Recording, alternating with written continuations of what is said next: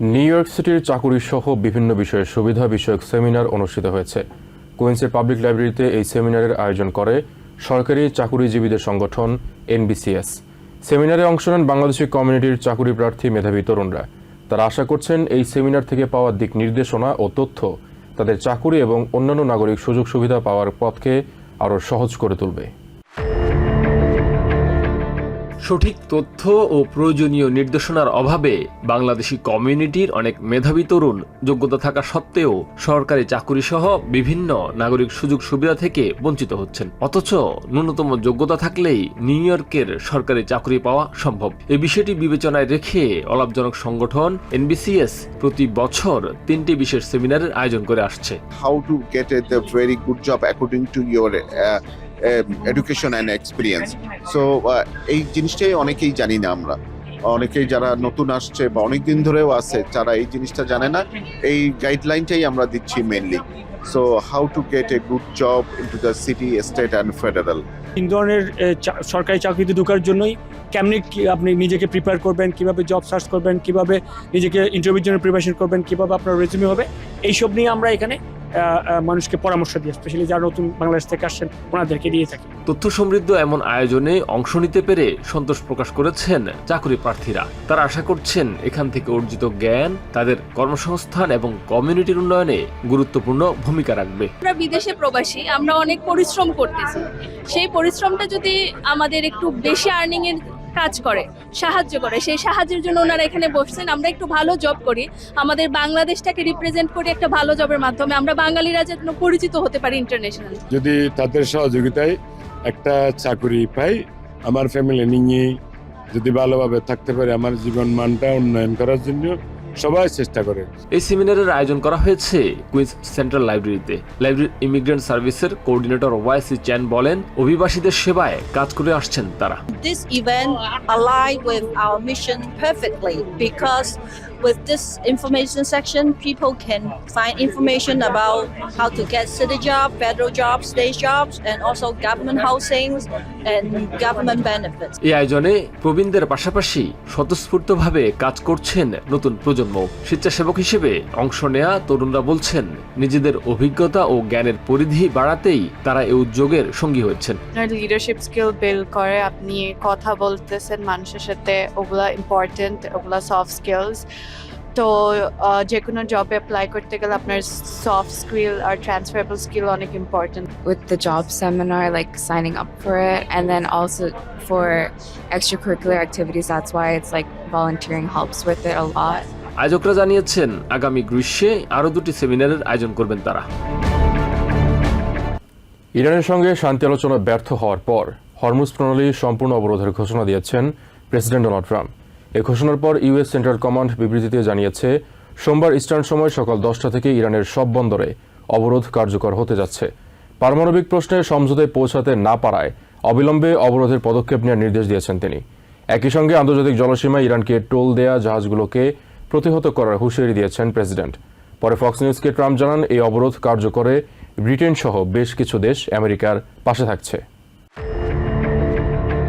পাকিস্তানের ইসলামাবাদে ইরানের সঙ্গে দীর্ঘ 20 ঘন্টারও বেশি সময় ধরে চলা আমেরিকার শান্তি আলোচনা ব্যর্থ হওয়ার পর হরমুজ প্রণালীতে সম্পূর্ণ অবরোধের ঘোষণা দিয়েছেন প্রেসিডেন্ট ডোনাল্ড ট্রাম্প। রবিবার নিজের সামাজিক মাধ্যম ট্রুথ সোশ্যালে এক পোস্টে তিনি জানান, অবিলম্বে এই অবরোধ শুরু হবে। ট্রাম্প অভিযোগ করেন, বৈঠকে অধিকাংশ বিষয়ে ঐকমত্য হলেও পারমাণবিক উচ্চাকাঙ্ক্ষা ত্যাগ করার বিষয়ে কোনো নমনীয়তা দেখায়নি ইরান। ফক্স নিউজকে দিয়ে একটি অডিও সাক্ষাৎকারে তিনি স্পষ্টভাবে বলেন, ইরান কখনোই পারমাণবিক অস্ত্র অর্জন করতে পারবে না। ট্রাম্প দাবি করেন, ইরান হরমুজ প্রণালীতে মাইন বিছিয়ে রেখেছে, যা বিশ্বজুড়ে অস্থিরতা তৈরি করছে। মাইনগুলো ধ্বংস করার জন্য ইউএস নেভিকে নির্দেশ দেওয়া হচ্ছে বলেও জানান তিনি। শিগগিরই সবাই নিরাপদে হরমুজ প্রণালী ব্যবহার করতে পারবে বলে উল্লেখ করেন ট্রাম্প। প্রেসিডেন্ট স্পষ্ট জানান, তেল বিক্রি করে আর অর্থ উপার্জন করতে পারবে না ইরান, এবং এই অবরোধে কোনো দেশের জন্য বিশেষ ছাড় থাকবে না। ভেনেজুয়েলার পরিস্থিতির কথা উল্লেখ করে তিনি বলেন, একই রকম পরিস্থিতি হবে ইরানের ক্ষেত্রেও। ইরানের মাইন ধ্বংস করতে ব্রিটেন সহ কিছু দেশও সহযোগিতা করছে বলে জানান তিনি।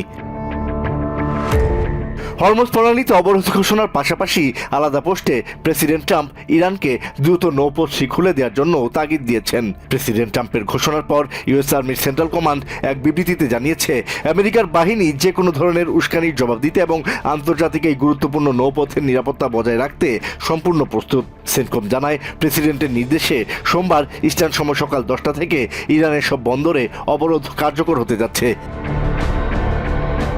এদিকে প্রেসিডেন্টের এই সিদ্ধান্তকে সমর্থন জানিয়েছেন রিপাবলিকান আইন প্রণেতারা। হাউস ইন্টেলিজেন্স কমিটির চেয়ার মাইক টার্নার বলেন, ইরানকে হরমুজ প্রণালীর নিয়ন্ত্রণ নিতে দেওয়া যাবে না। হরমুজ প্রণালী সারা বিশ্বের জন্য একটি গুরুত্বপূর্ণ নৌপথ উল্লেখ করে সব মিত্রদের এর নিরাপত্তায় এগিয়ে আসা উচিত বলে মন্তব্য করেন তিনি। রিপাবলিকান সেনেটর রন জনসনও প্রেসিডেন্টের এই অবস্থানকে সাধুবাদ জানিয়ে বলেছেন, বৈশ্বিক জ্বালানি সরবরাহ নিশ্চিত করতে হরমুজ প্রণালীর নিয়ন্ত্রণ অত্যন্ত জরুরি। তিনি জোর দিয়ে বলেন, এই পরিস্থিতিতে আমেরিকার হাতে প্রচুর ক্ষমতা রয়েছে এবং সেই শক্তি ব্যবহার করা প্রয়োজন। ইরানের সামরিক অভিযানের মূল লক্ষ্য অর্জনে আমেরিকা ব্যর্থ হয়েছে বলে মন্তব্য করেছেন সাবেক স্টেট সেক্রেটারি অ্যান্টনি ব্লিংকেন। রবিবার সিবিএস নিউজকে তিনি বলেন, যুদ্ধের ফলে ইরান এখন হরমুজ প্রণালীকে ঢাল হিসেবে ব্যবহারের সুযোগ পেয়েছে।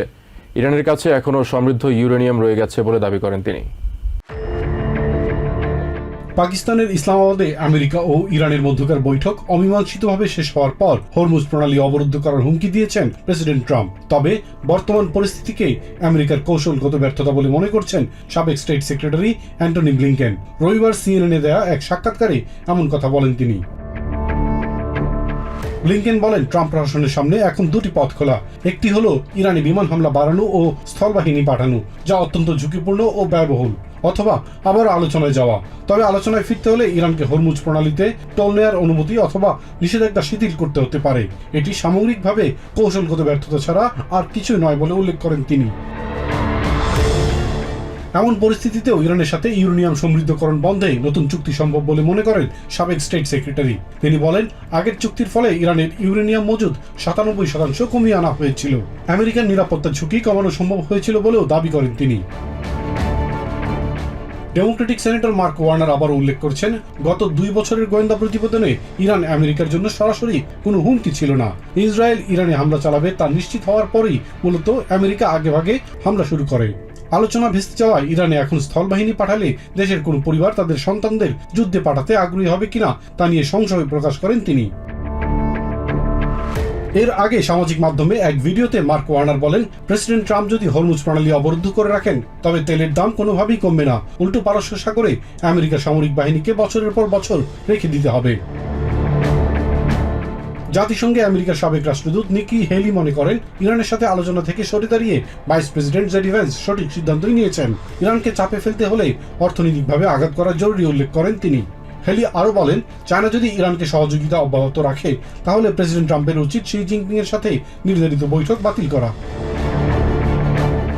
প্রেসিডেন্ট ট্রাম্পের নীতি বিপজ্জনক বলে মন্তব্য করেছেন স্বতন্ত্র সিনেটর বার্নি স্যান্ডার্স। তার মতে, ট্রাম্পের নীতি বাস্তবায়িত হলে গণতন্ত্র ক্ষতিগ্রস্ত হবে এবং দেশের সম্পদ গুটি কয়েক মানুষের হাতে চলে যাবে। রবিবার নিউ ইয়র্ক সিটিতে আয়োজিত সমাবেশে অংশ নিয়ে সিনেটর স্যান্ডার্স এসব কথা বলেন। সমাবেশে শ্রমিকদের অধিকার রক্ষা এবং তাদের ন্যায্য বেতন ও পেনশনের ওপর গুরুত্ব আরোপ করেন মেয়র জোরান মামদানি। রবিবার নিউ ইয়র্ক সিটির টার্মিনাল 5-এ বিভিন্ন খাত ও শিল্পের কয়েকশো ইউনিয়ন কর্মীর অংশগ্রহণে এক সমাবেশে স্বতন্ত্র সেনেটর বার্নি স্যান্ডার্স বলেন, এই দেশের মধ্যবিত্ত শ্রেণীকে টিকে থাকতে হলে তাদের বুঝতে হবে বর্তমান রাজনীতি এবং অর্থনীতি আর যথেষ্ট নয়। স্যান্ডার্স উল্লেখ করেন, দেশের ইতিহাসে এই মুহূর্তে সম্পদ ও ক্ষমতার বৈষম্য সবচেয়ে বেশি। তিনি বলেন, প্রেসিডেন্ট ডোনাল্ড ট্রাম্প ধনীদের অন্যায্য সুবিধা দিয়ে যাচ্ছেন। দেশের ইতিহাসে এখন ক্ষমতা সবচেয়ে বেশি কেন্দ্রীভূত হয়ে গেছে বলেও মন্তব্য করেন তিনি। তার মতে, দেশের মিডিয়া এবং রাজনৈতিক ব্যবস্থার উপরও বিলিয়নিয়ারদের নিয়ন্ত্রণ ক্রমাগত বাড়ছে। দেশের রাজনৈতিক ব্যবস্থাকে পুনর্গঠনের আহ্বান জানিয়ে তিনি বলেন, শ্রমিকদের সমর্থন চাইলে ডেমোক্রেটিক পার্টিকে কর্পোরেটদের নয় বরং শ্রমজীবী মানুষের দল হতে হবে। ট্রাম্প প্রশাসনের বিভিন্ন নীতির কড়া সমালোচনা করে এগুলোকে বিপজ্জনক হিসেবে আখ্যায়িত করেন স্যান্ডার্স। সমাবেশে নিউ ইয়র্ক সিটিকে একটি ইউনিয়ন টাউন হিসেবে অভিহিত করেন মেয়র জোরান মামদানি। তার মতে, এম্পায়ার স্টেট বিল্ডিং নির্মাণ থেকে শুরু করে ব্রডওয়ে শো কিংবা জেএফকে বিমানবন্দরের কার্যক্রম পরিচালনা সবকিছুতেই সংগঠিত শ্রমিকদের অবদান রয়েছে। শ্রমিকদের ন্যায্য বেতন ও সুযোগ সুবিধা নিয়েও কথা বলেন মেয়র। সিটি প্রশাসনের নেয়া নানা পদক্ষেপের কথা উল্লেখ করে মামদানি জানান, শ্রমিকদেরকে সবসময় সমর্থন করবেন তিনি। যৌন নির্যাতনের অভিযোগ ওঠায় কংগ্রেসম্যান এরিক সোয়ালওয়েল এবং কংগ্রেসম্যান টনি গঞ্জালেসকে কংগ্রেস থেকে অপসারণের আহ্বান জানিয়েছেন আইন প্রণেতারা। Congressman Ro Khanna House Ethics কমিটিকে তদন্তের আহ্বান জানিয়েছেন। কংগ্রেসম্যান প্রমীলা জয়াপাল বলেন, যৌন নিপীড়নের ঘটনা কোনোভাবেই রাজনৈতিক হতে পারে না। হাউসে প্রস্তাব উঠলে সমর্থন দেবেন বলে জানিয়েছেন রিপাবলিকান কংগ্রেসম্যান ব্রায়ান ডোনাল্ডস। রাজনৈতিক সংকটের মুখে পড়েছে কংগ্রেস। ক্যালিফোর্নিয়ার ডেমোক্রেটিক কংগ্রেসম্যান এরিক সোয়ালওয়েল এবং টেক্সাসের রিপাবলিকান কংগ্রেসম্যান টনি গঞ্জালেসের বরখাস্তের দাবিতে দ্বিদলীয় সমর্থন শক্তিশালী হচ্ছে। শুক্রবার প্রকাশিত সংবাদে জানা যায়, ডেমোক্রেটিক কংগ্রেসম্যান এরিক সোয়ালওয়েলের বিরুদ্ধে যৌন নিপীড়নের অভিযোগ করেছেন অন্তত 4 নারী। সোয়ালওয়েল অবশ্য সব অভিযোগ অস্বীকার করে এগুলোকে মিথ্যা এবং এর বিরুদ্ধে লড়াইয়ের প্রতিশ্রুতি দিয়েছেন। অন্যদিকে রিপাবলিকান কংগ্রেসম্যান টনি গঞ্জালেসের বিরুদ্ধে সাবেক কর্মীর সঙ্গে যৌন বার্তা আদান প্রদানের তথ্য প্রকাশ পেয়েছে। ঘটনাকে স্বীকার করে ভুল সিদ্ধান্ত উল্লেখ করে পুনর্নির্বাচনের দৌড় থেকে সরে দাঁড়ানোর ঘোষণা দেন তিনি। ডেমোক্রেটিক কংগ্রেসম্যান রো খান্না বলেন, সোয়ালওয়েলের অবশ্যই গভর্নর নির্বাচনী প্রচারণা থেকে সরে আসা উচিত। একই সাথে হাউস এথিক্সের পক্ষ থেকে এই ঘটনার তদন্ত হওয়া উচিত বলেও মনে করেন তিনি। পাশাপাশি রিপাবলিকান টনি গঞ্জালেসের বিষয়েও হাউসের সিদ্ধান্ত তাদের মেনে নেওয়া উচিত। এমন ঘটনা কোনোভাবেই রাজনৈতিক হতে পারে না বলেও মন্তব্য করেন রো খান্না। সাবেক কর্মীর করা যৌন নিপীড়নের অভিযোগের পরিপ্রেক্ষিতে কংগ্রেসম্যান এরিক সোয়ালওয়েলের ক্যালিফোর্নিয়ার গভর্নর নির্বাচন থেকে সরে দাঁড়ানো উচিত বলে মনে করেন ডেমোক্রেটিক কংগ্রেসম্যান প্রমীলা জয়াপাল। এনবিসি নিউজের এক আয়োজনে এই অভিযোগ কোনোভাবেই রাজনৈতিক নয় বলেও উল্লেখ করেন তিনি। এটি দলমত নির্বিশেষে নারীদের প্রতি করা এক চরম বিকৃতি ও নিগৃহের উদাহরণ। এসব ঘটনায় যেসব নারী এগিয়ে এসেছেন তাদের সাহস ও বীরত্ব তাকে অনুপ্রাণিত করেছে বলেও উল্লেখ করেন কংগ্রেসম্যান প্রমীলা। একই সাথে রিপাবলিকান কংগ্রেসম্যান টনি গঞ্জালেসেরও কংগ্রেস থেকে পদত্যাগ করা উচিত বলেও মনে করেন তিনি। টনি গঞ্জালেস ও এরিক সোয়ালওয়েলের বিরুদ্ধে ওঠা যৌন নিপীড়নের অভিযোগে কংগ্রেস থেকে বহিষ্কারের প্রস্তাবে ভোট দিতে রাজি আছেন রিপাবলিকান কংগ্রেসম্যান ব্রায়ান ডোনাল্ডস। আইন প্রণেতারা বলছেন, 2 কংগ্রেসম্যান বহিষ্কার হলে কংগ্রেসে কর্মরত কর্মীদের জন্য এটি হবে একটি শক্তিশালী উদাহরণ। ক্ষমতার অপব্যবহার কোনোভাবেই সহ্য করা হবে না বলেও উল্লেখ করেন তারা। নিউ ইয়র্ক থেকে সম্প্রচারিত TVN 24 টেলিভিশন বিশ্বজুড়ে বাঙালির কণ্ঠস্বর।